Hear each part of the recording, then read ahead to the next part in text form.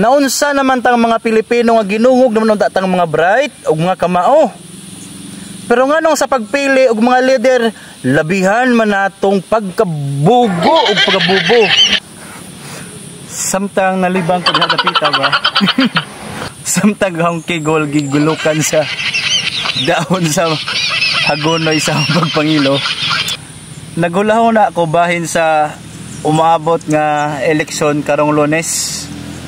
Og usa ka butang nga ako na-realize, dili si konsehal, dili si kap, dili si SB member, dili si vice mayor, dili si mayor, dili si congressman, dili si governor, dili si senador, dili si vice president, og dili labaw sa tanan, dili si president.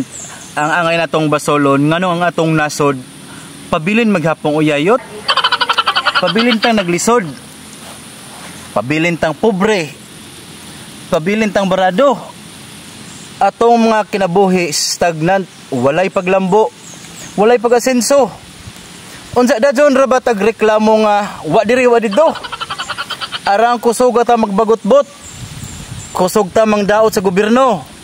Halos tanan ibasol na laman sa gobyerno. Time sa lagod, kang kinsa madaing sa job nganong mantay pag-asenso? Unsa ang atong nasod puno sa utang, puno sa korupsyon, unya walay pag-uswag. Ang angay natong basolon dili ning mga politiko, although napod sila gamay nga basolonon. Pero ang primero kadto nga basolonon kita as mga bobotante. Kita gazod ang mga culprit. Kita ang nagbutang diha sa mga politiko, diha sa ilang mga posisyon.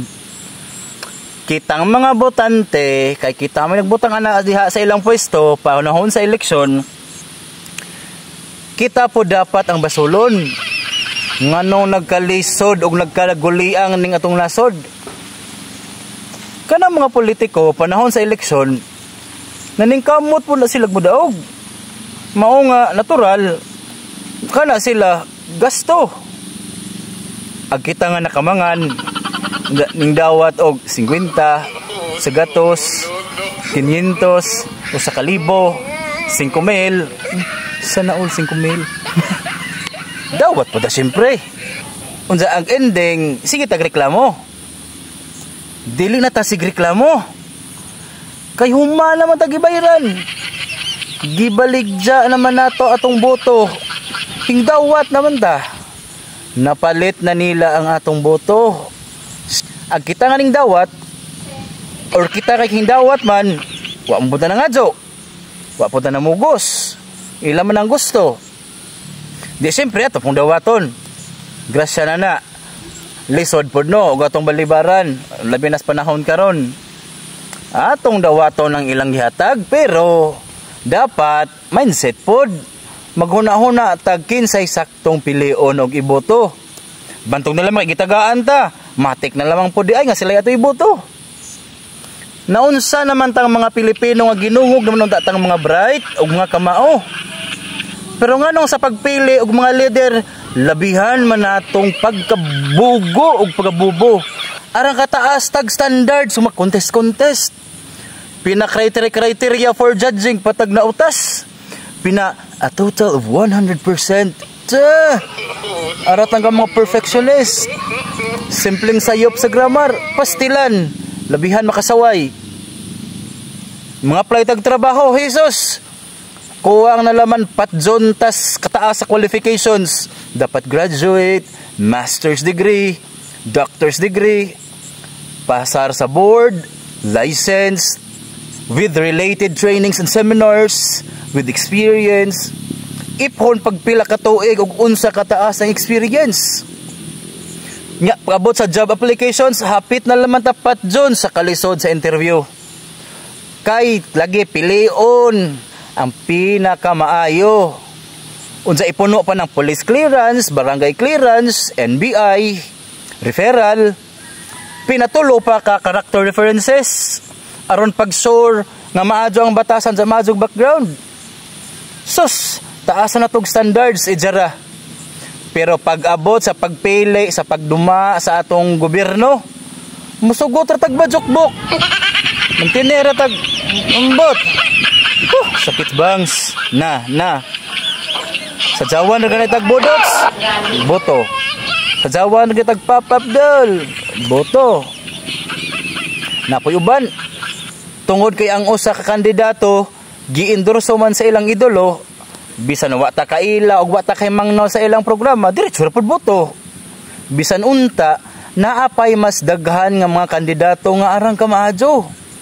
Maadyo credentials, limpyo og backgrounds, na ay solid og plataporma og programa. Atong ilhon og hasasan ang mga kandidato. Maingon man ang mga Tagalog, kilatisin. Kilatiso nato ning mga kandidato og maadyo. Labi na ng mga bago. Sa kanang mga magpa-re-elect or kanang magpapili og otro, atong tan-awon kung unsay ilang mga nahimo or nabuhat sa ilang termino. Unsa may gamit sa terms sa evaluation ug assessment. Kung daghag na adzong or nahimong kaadzuhan, kalambuan ug kabaguhan, nganong musugal pamatas uban nga way kasigaruan. Murag sidya. Bitaw, o kung way nahimo dyan mo, nganong magantos man ta atong pulihan. Alangan sila ray kanunay hayahay, kita antos kanunay. Bottom line, mindset. Kung mupili ta, hunaon na to atong nasod ug mga kaugmaon sa mga umaabot nga henerasyon, dili ra tong makagalingon. Saon nga moingon ra man tag, ug di ka mangon, aw dili apilon. Ug walay madawat, aw dili isuwat.